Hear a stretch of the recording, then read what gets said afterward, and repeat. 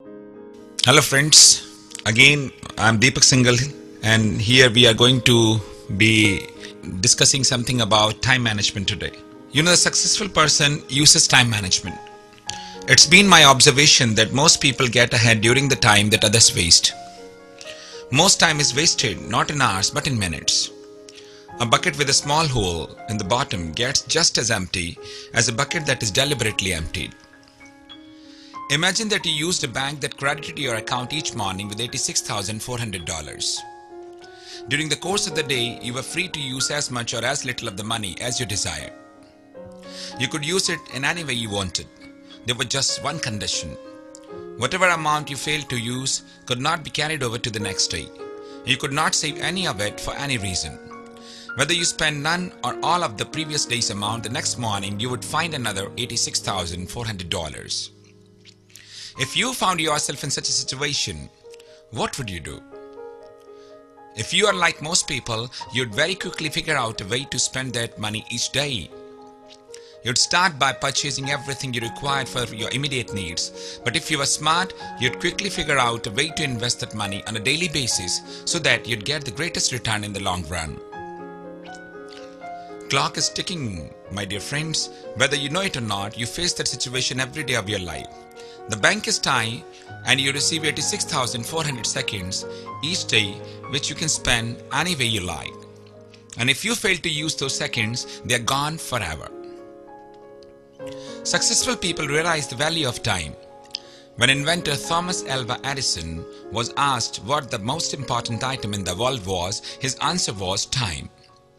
Benjamin Franklin, inventor, author and statesman, went even further in his description of time. He said, "Those who love life, they do not squander time, for this is the stuff life is made of." If they stop to think about it, most people would agree with Franklin. Life is comprised of the limited time we have on this earth. We consider life to be precious, yet we often squander time, the stuff that life is made of. Why does this happen? I believe there are several reasons. Number one, people do not realize that the way they spend their time is something they can control. We master our minutes or we become slaves to them. We use time or time uses us. The only difference between two individuals is not how much time they have, because we all have 24 hours in a day, but how that time is used. Number two, they do not consider how little time we actually have to achieve success in life. Someone once estimated how the average American person who lives 72 years will spend his time. 21 years sleeping, 14 years working, 7 years performing personal hygiene activities, 6 years eating, 6 years traveling, 5 years waiting in line, 4 years learning, 3 years attending meetings, 2 years returning calls, and it could be even more because this is the age of mobile telephony, and 1 year searching for things lost, and 3 years in other activities. If we expect to achieve success during our time working, then we have very little time to do it. Less than 1/5 of our total time. And third is, they do not realize how much time they waste. Many people have a very casual way of approaching the task they must accomplish each day. The production level is a fraction of what they could achieve otherwise. And number four, they have neither system nor strategy for managing their time. By far the greatest problem that causes people to lose so much precious time is they do not plan their time. One of the best ways to save time is to think and plan ahead. 5 minutes of thinking can often save an hour of work. If you value your time, and you must value time if you desire to succeed, you must plan your time.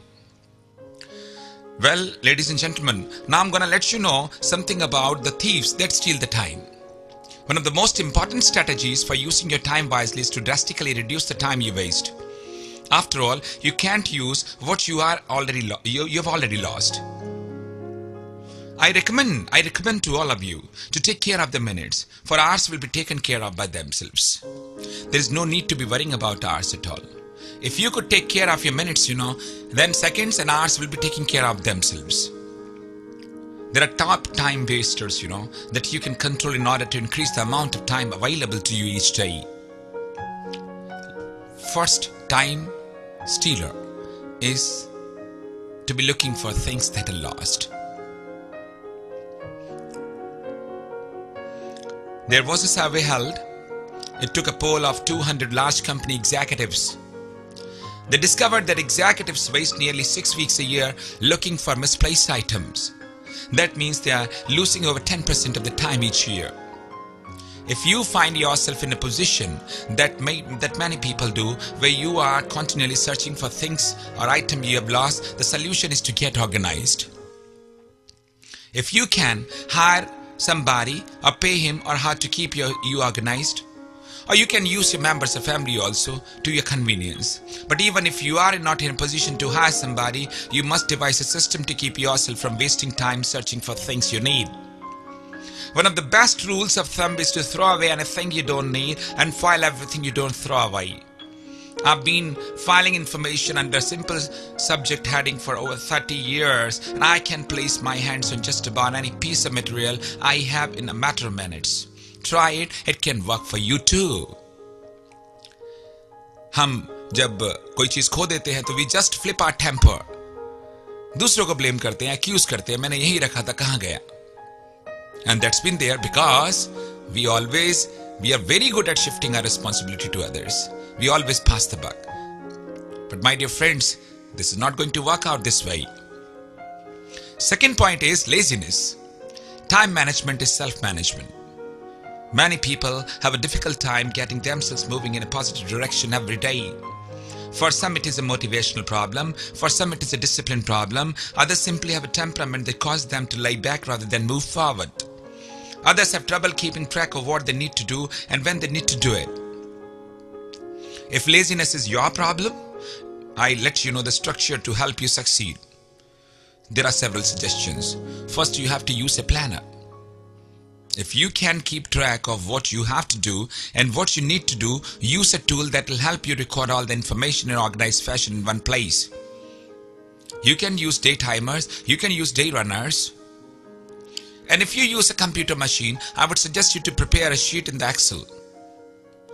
And then prepare date-wise, which date and what time you have to be doing. I agree that you may not be able to achieve each and everything which you have got in your mind, but whatever you achieve, that would be a tremendous and stupendous task you could do otherwise. Second, you have to be working away from the home. If you have trouble getting motivated, maybe you need a change of settling to help you. Many people fall into regular routine at home that they have a hard time getting out of. For others, home presents too many distractions, phones and doorbells ringing, interruptions from family members and neighbors, television, radio, housework that needs to be done, etc. So getting away may make it easier for you to focus. It may be the only step of discipline you need in order to be disciplined enough to work. And third, of course, early to bed, early to rise makes a man healthy, wealthy and wise. It's just not a rhyme, it has got a lot to say. You have to start early. Nothing is as discouraging as suddenly realizing that you will not be able to do the work you intended to do because it is too late in the day to get started. For many people, when they realize that they can't do what they plan because they don't have enough time, they write off the whole day and accomplish nothing. As a solution, make it a practice to get an earlier start. Well friends, these are the two time stealers, First is to be looking for the things that are lost, second is laziness, and third one is interruptions. Interruptions are the greatest time wasters of executives. I've told you many times even before, मैं बोल चुका हूँ आप लोगों को, पहले भी बोलता रहा हूँ कि देखिए आपकी लाइफ एक बहुत बड़ी एंटरप्राइज है और आप इसके CEOs हैं, चीफ एग्जीक्यूटिव ऑफिसर. आप अपनी लाइफ को किस तरह से कंडक्ट करना चाहते हैं, it is 100% your choice with 100% freedom.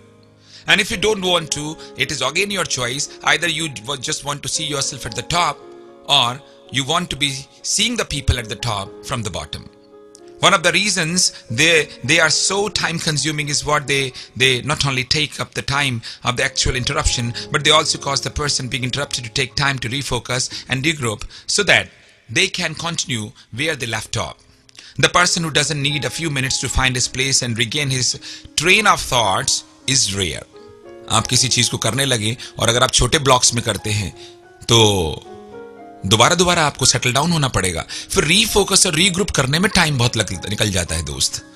So there are several ways to help avoid or minimize interruptions. The first is to be just finding somebody who could do the job for you.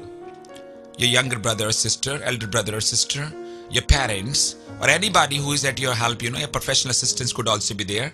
Find these people. One of the easiest ways it is to prevent interruption is to put someone between you and the people who regularly interrupt you. Say to your members of family, I don't want to meet anybody. Whoever the person comes, I'm not going to be concerned because my priority, my goal in life is completely different. And I don't think so. At this hour, if somebody visits me, is going to contribute me to achieve my goal.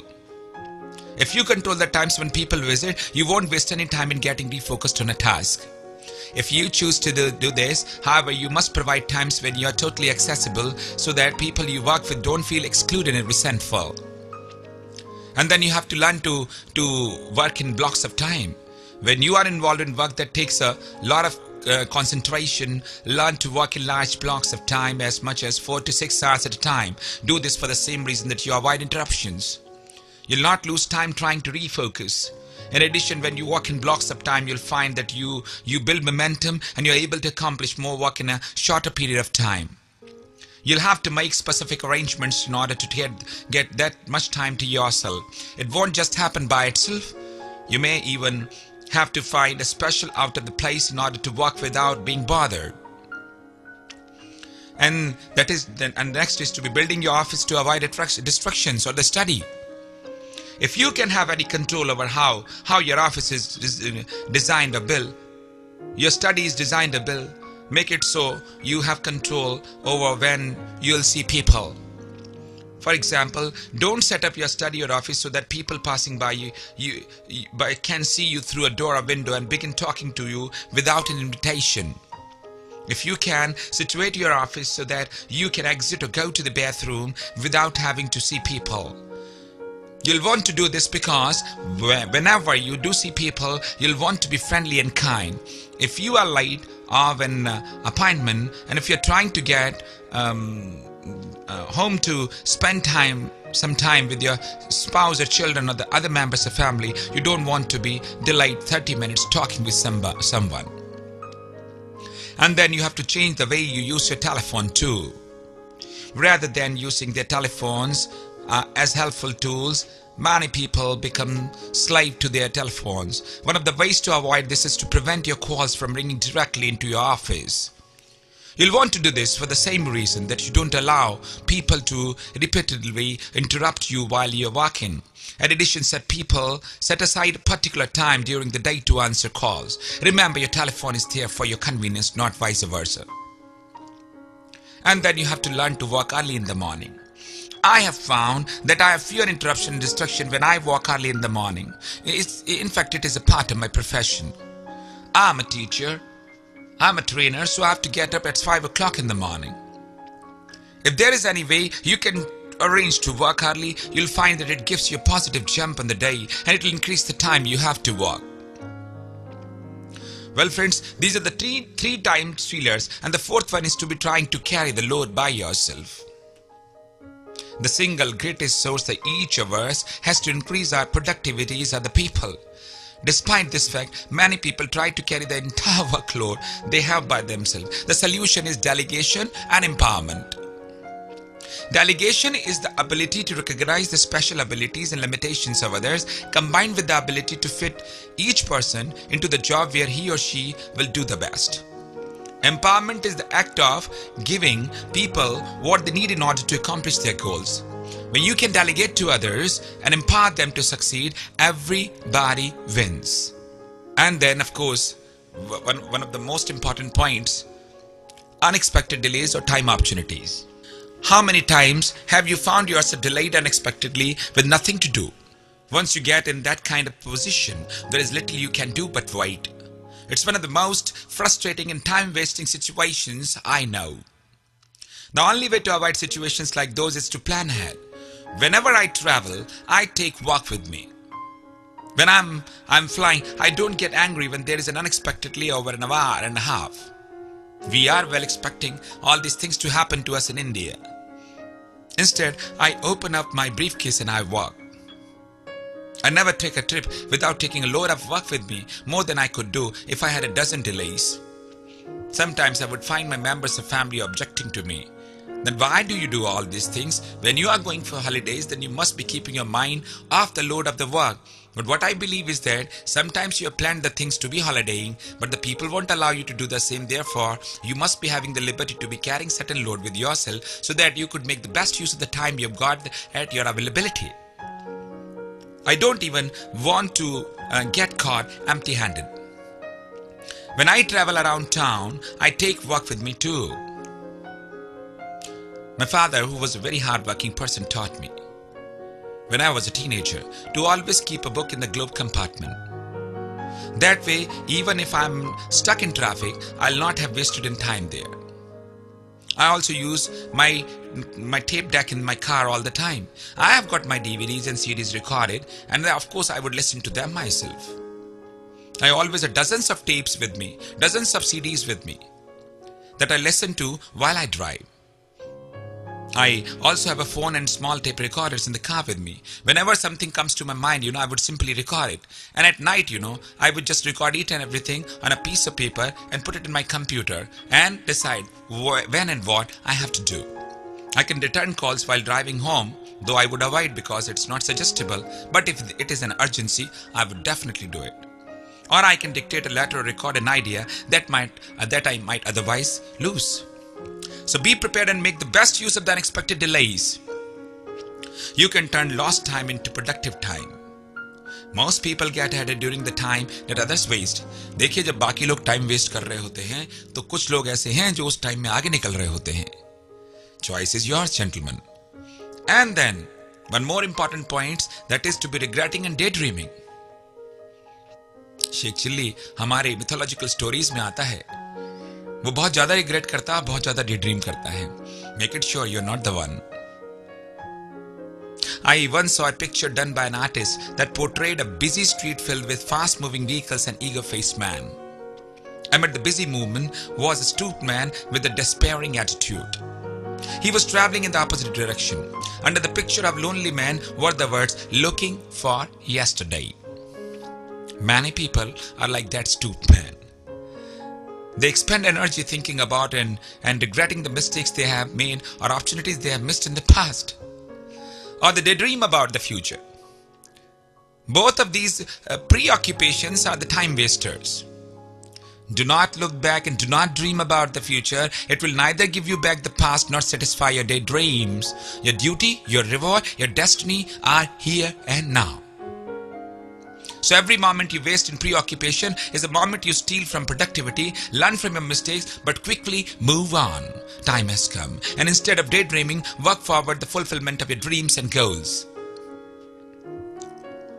Well, friends, one more point that is very much important is the procrastination. That is to be postponing the things, delaying the things. A friend asked a procrastinator how he ever got a day's work done. That's simple, the procrastinator replied. I pretend it is yesterday's work. Procrastination is more than simply doing yesterday's work today. Procrastination means putting off doing something unpleasant or burdensome until a future time, especially to postpone such actions habitually. If you are a procrastinator, you are probably wasting much of your precious time. In the time that it takes most procrastinators to think about a task that must be done, worry about it, find an excuse to put it off, and then walk through the guilt of having not done it, they could have already performed the task and moved on to the next activity. So I would like to give you several ways to deal effectively with procrastination. You have to determine whether a given task must be done or not. Sometimes we procrastinate when we sense that a task is unimportant. If it is truly unimportant, rather than putting it off and then feeling guilty about it, eliminate it entirely. Getting rid of a non-essential task or one of the keys to effective time management. Eliminate the clutter from your schedule. And then you have to delegate tasks to others. Other times there are tasks, that must be done, but that you may not enjoy doing. Sometimes your reluctance may be related to your poor personality type or talents. If you can delegate a task to someone better suited to do it and who will enjoy doing it, then you both win. And then you have to discover the benefits or get yourself moving. Procrastination often comes because we fail to see the benefit of doing an unpleasant task. In other words, the price we will have to pay by doing the task seems greater than the benefits we will receive from doing it. One of the best methods of dealing with this problem is to examine the task in light of your goals and vision. When you have a worthwhile goal, it is easier for you to get motivated to do that task that helps you to achieve it. And then you have to develop a discipline. For many people, procrastination has become a habit. For them, all the good reasons in the world to do a task may not be enough to break them out of the negative pattern. You must have heard these funny lines, you know. Kaal kare so parso nahi ऐसा बोलते कि काल करे सो आज करे सो अब. But these people have turned the things about. आज करे सो कल करे सो परसों. इतनी भी जल्दी कि आ भी पड़े हैं बरसों. And these people kill their future, you know. So if this is your situation, you will have to retain yourself and replace the bad habit of procrastination with good habits.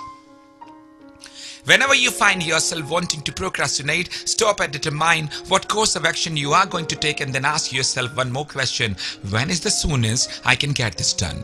Give yourself a deadline and stick to it. Stick to it. In time, you will begin changing your work pattern. And then there is one more important time stealer, you know, which has to be controlled. That is to be failing to understand a problem. Opposite of procrastination is the tendency some people have to begin trying to solve a problem before they have enough information to do so intelligently and effectively. Out of a desire to find solutions quickly, which is ordinarily a very positive trait, they sometimes act too soon. This can cause major problems when a hastily formed solution that is being implemented must be stopped in reverse when new information is learned. If you are a person whose natural inclination is to take control and fix things before you understand the problem, you will need to discipline yourself in a way similar to that of a procrastinator. Instead of forcing yourself to act by a given time, you need to prevent yourself from acting before a given time. You'll need to force yourself to wait until you receive enough information and truly understand a problem before you try to solve it. And let me check it out with you. Do you have personal negative attitudes? Oh yes, everybody has. So emotional turmoil can cause you to lose energy and be less productive. Defensiveness, jealousy, strife, anger, and other negative emotions make it difficult to do our best. We waste time in that way that we could spend productively. If you have trouble with negative emotions, get help. And if you have traumatic emotional issues from your past, work through them with mental health professional. And I don't want to suggest it to you gentlemen, ladies and gentlemen, to go to a psychiatrist. There is no need at all. I think back at home, our old members of family could be acting as psychiatrists to you if you really open your heart to them. If you find yourself having a negative attitude, read positive books. At least you could listen to my tapes, you know, and listen to motivational tapes of mine. Do whatever you can do to cultivate a positive attitude. I told you that man is just an attitude away from success. It is all your choice. If you have positive attitude, the world is your oyster, man. And if you don't have an attitude, take it for granted. It is all something which you have been dreaming all the time, but you would never be achieving. Okay, so failing to know and list priorities, the last but not the least, the time stealer which has to be decided. Even people who avoid most of the time stealing problems listed above, told above, will not be as effective as they could if they don't know how to prioritize. The ability to know and list priorities is the most critical time management skill any person can require. In fact, it is so important that it deserves in-depth attention. The last thing one knows is what to do, what to put first. Unfortunately for many people, this is true. They don't have any idea how to rank the tasks and duties in their life in order of priority. They believe that activity means accomplishment, but nothing could be farther from the truth. Every act you perform has a corresponding value to you. That value is based on your talents, your abilities, your opportunities, vision, values, and goals. You and your neighbor can both spend an hour performing an exact same task, and for you it could be the most valuable hours you have spent in a month, and for him it could be a huge waste of time. So let me give you an example. I know someone who is a wholesale sales manager of a particular type of automobile to dealership in my area. He spends a large part of his time during the week visiting new managers of automobile leadership with whom he does not yet do business. His goal is to cultivate positive relations with those people. get to know their needs, and to inform them about the products that he sells. The first time he visits a manager, he often spends the whole time conversing about subjects unrelated to the business. He focuses his energy on learning about the other person or talking about his interests. They may talk about goal. For instance, if he is able to build the positive relationships, it could mean many sales during the years to come and a substantial increase in this income. It would be an hour well spent. On the other hand, if his neighbor, an architect who hates golf, were to go in and talk to the same manager for an hour, it could be torturous for him. It would neither help him in his business dealings, nor would the conversation stimulate him. This example may seem painfully obvious, but many people approach the task they do every day with absolutely no consideration of how much value they receive from performing them. To them, one task is much like another, and as long as the day gets filled with activity, they are happy. Or they may do the tasks that seem fun and ignore the ones that are not as pleasant. Successful people cannot manage their time using such an approach. They must employ a strategy or priorities to manage their time. So, to determine the priorities, I would like to suggest you something. Next, before you can determine what to do on a given day, you must first have a larger picture of how you should be spending your time. In order to do that, you need to ask yourself 3 questions. Number 1, what is required of me? Determining your priorities must always begin with what is required of you. That will always be certain duties and tasks that you must perform. One important thing to note is whether something required must be done or if it must be done by you. There is a difference. Tasks that are necessary but need not be performed by you personally can be delegated and supervised. Second point is in the determination is what gives me the highest return. People should try to focus most of the time and energy of their things that give them the greatest return, that which they do better than anyone else. I generally use the Pareto 80-20 principle as a guideline to this area. A person should spend 80% of his time working in the area that gives him the highest return and 20% of his time working in the other areas. That is the most strategic use of time. 80-20. What gives me the greatest reward? That has to be thought of. For some people, the things that give the highest return also give the greatest rewards in terms of personal satisfaction.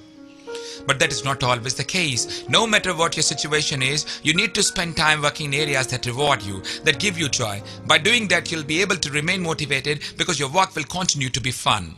So how to maintain priorities? Friends, business and computer entrepreneurs, H. Ross Parrott said, anything that is excellent or praiseworthy stands moment by moment on the cutting edge and must be constantly fought for. He understood that once you have begun to determine your priorities, they don't just take care of themselves. You may have to fight to put them into practice, and you will certainly have to work hard to keep them in place. I'm going to give you 3-step plan that will help you to do that. Number 1, evaluate. Number 2, eliminate. Number 3, estimate. Let me make the details of them now. Evaluate. First, evaluate what you should be doing according to these 3 questions in the previous sections I have told you pertaining to your requirement, return and reward.